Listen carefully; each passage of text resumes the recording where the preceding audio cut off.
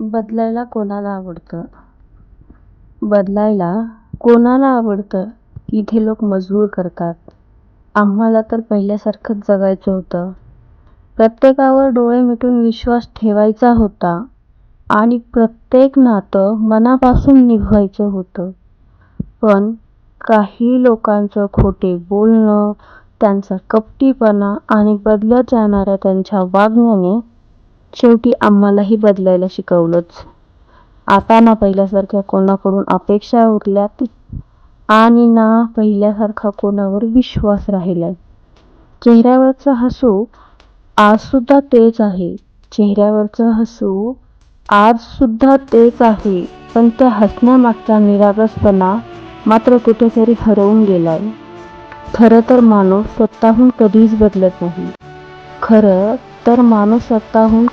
बदलत नाही.